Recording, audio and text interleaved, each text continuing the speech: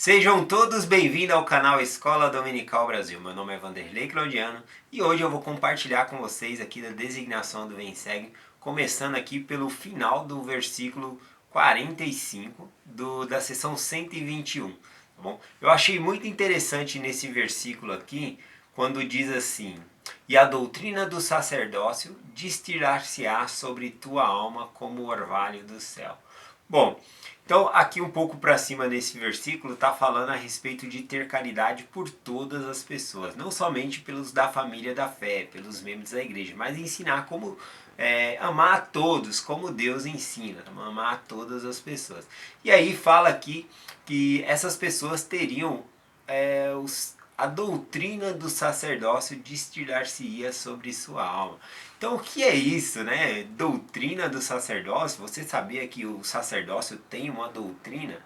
Bom, primeiramente, o que é uma doutrina? Doutrina são verdades eternas, tá bom? Então, por exemplo, você conhece a doutrina de Cristo. Eu vou dar uma resumida do que é a doutrina de Cristo.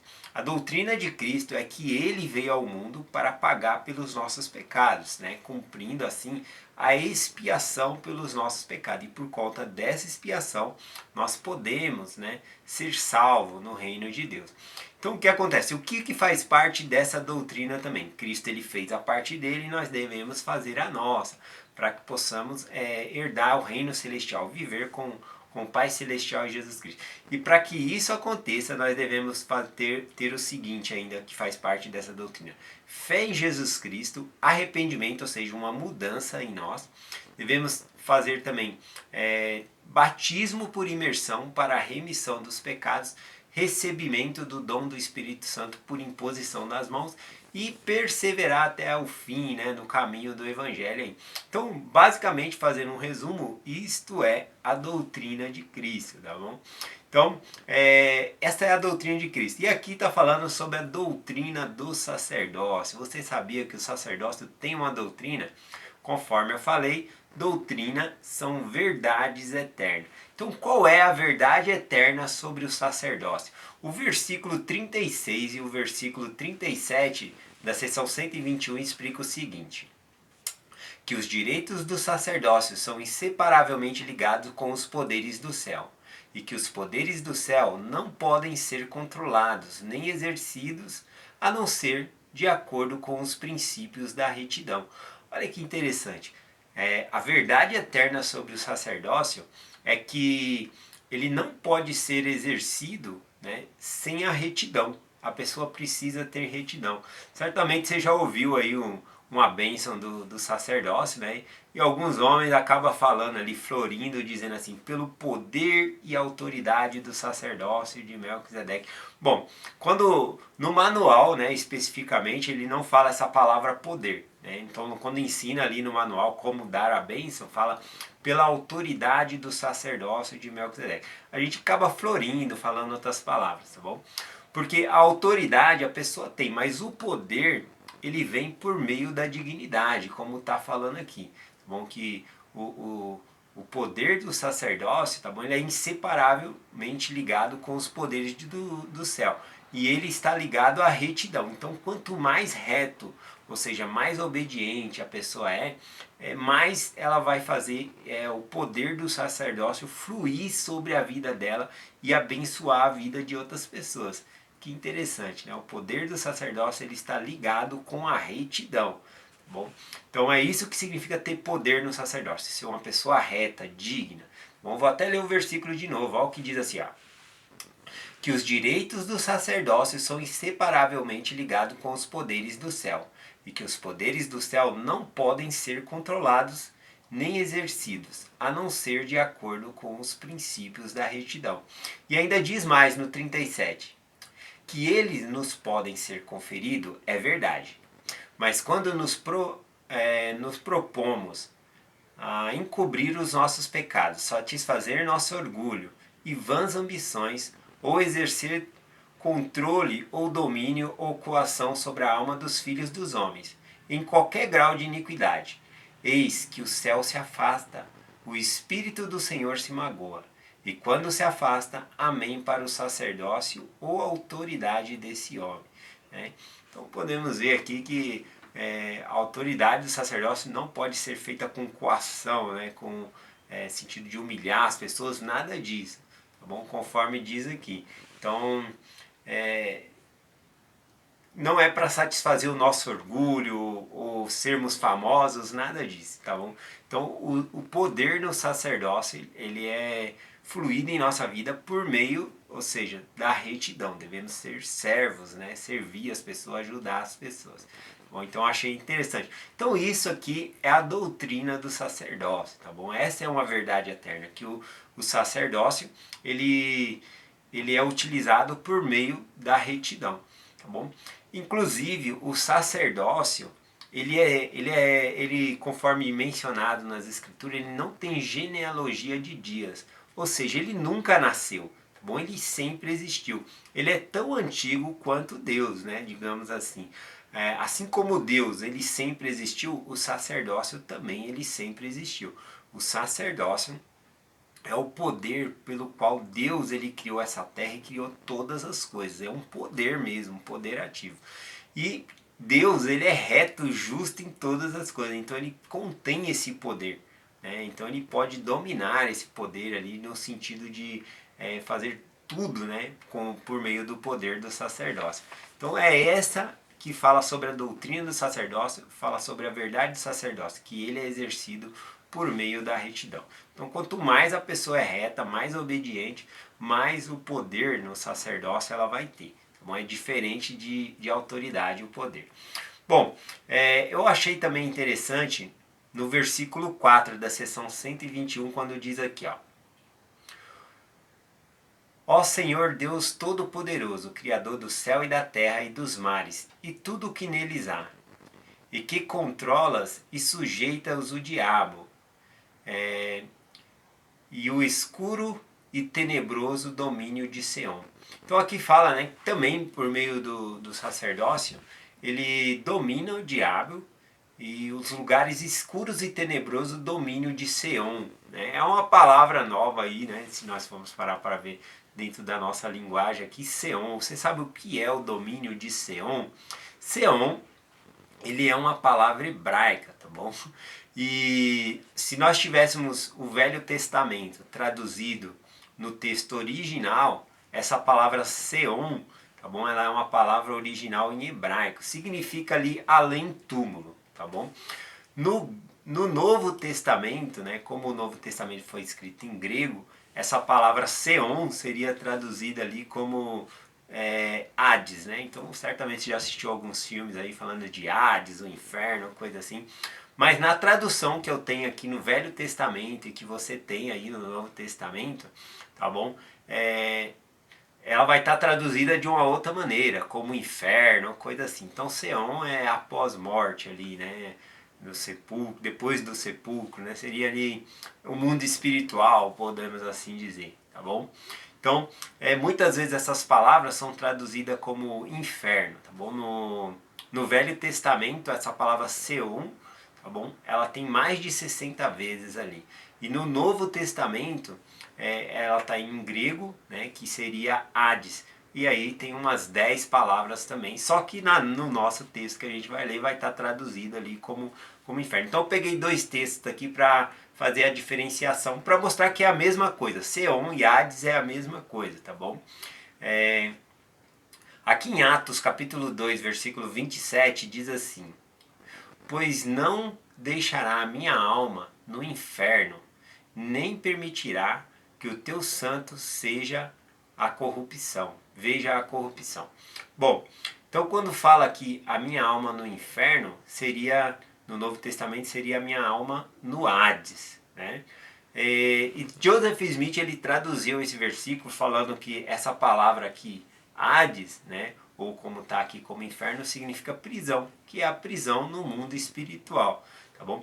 Inclusive aqui nesse Novo Testamento estaria, né, se tivesse no texto original escrito Hades, porém lá no Velho Testamento nós temos esse mesmo versículo aqui, porque aqui está citando uns salmos de Davi. Então quem está falando na verdade aqui é Davi, tá bom? E aí está reproduzindo aqui no Novo Testamento, é uma fala de Davi reproduzindo lá, que é Salmos 16:10, tá bom? Que diz assim, que é o mesmo versículo, ó.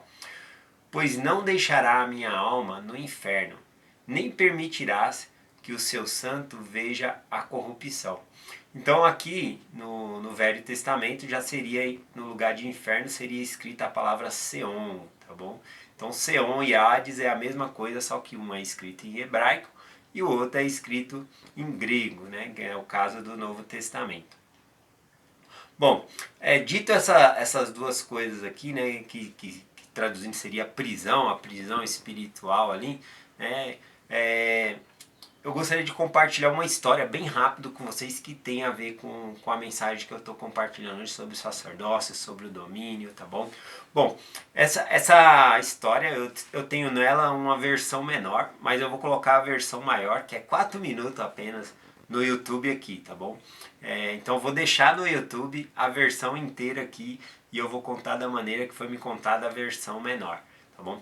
Bom, a versão menor dessa história conta que um homem ateu, né, que ele era dono ali de uma rede de supermercado, ele estava trocando de rádio ali, dirigindo o seu carro, e aí ele colocou numa rádio, caiu numa rádio evangélica ali, e justo no momento em que tinha uma senhora prestando um testemunho, né? E ali o locutor da rádio, né, tava falando assim, mas você realmente crê que Deus existe? Ela falou, eu não creio, eu sei que ele existe.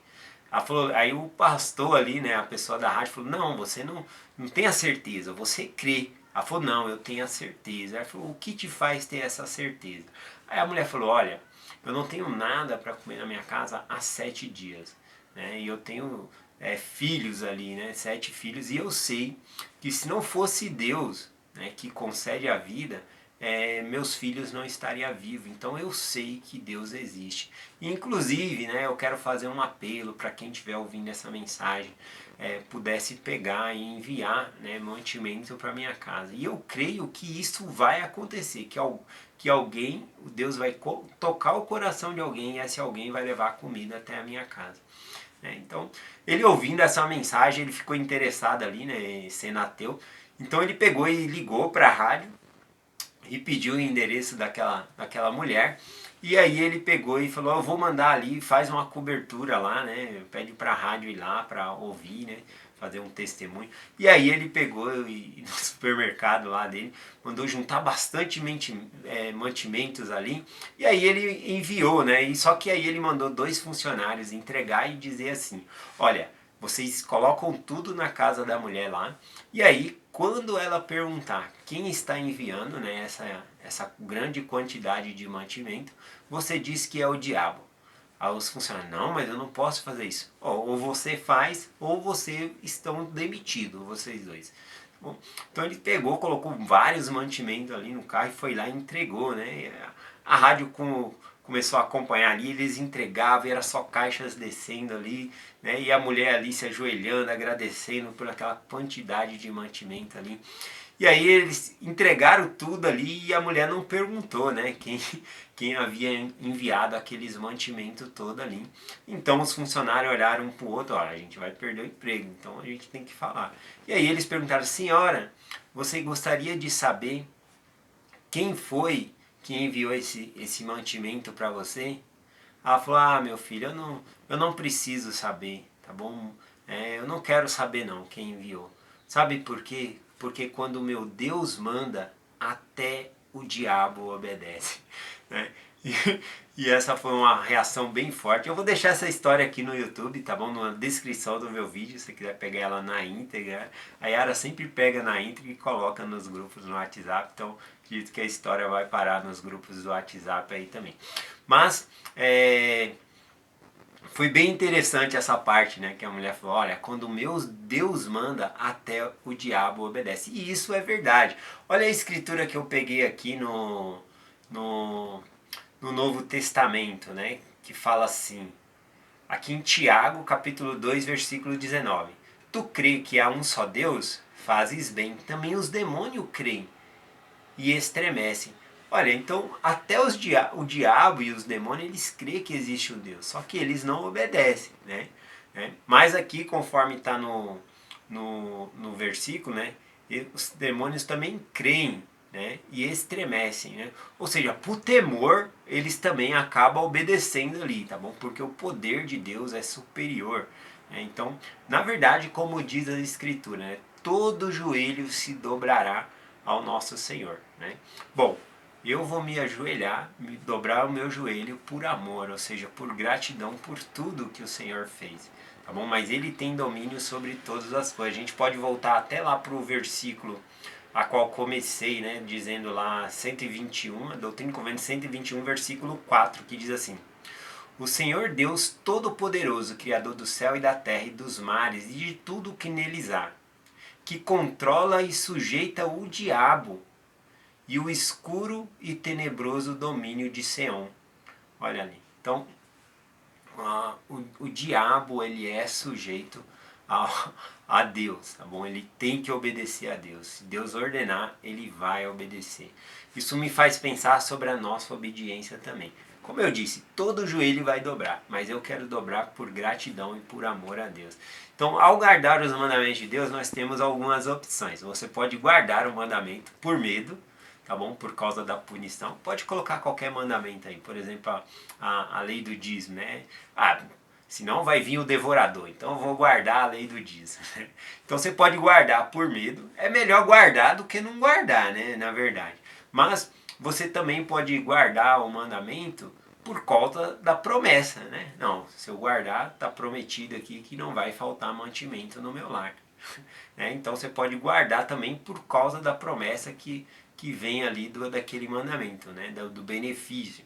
Mas o melhor ainda seria guardar o mandamento por amor, por gratidão por tudo que Deus ele nos dá. E essa é a opção que nós devemos sempre ter. Como eu disse, todo joelho se dobrará, mas nós devemos fazer a vontade de Deus voluntariamente, por amor, em gratidão a tudo que Ele nos faz.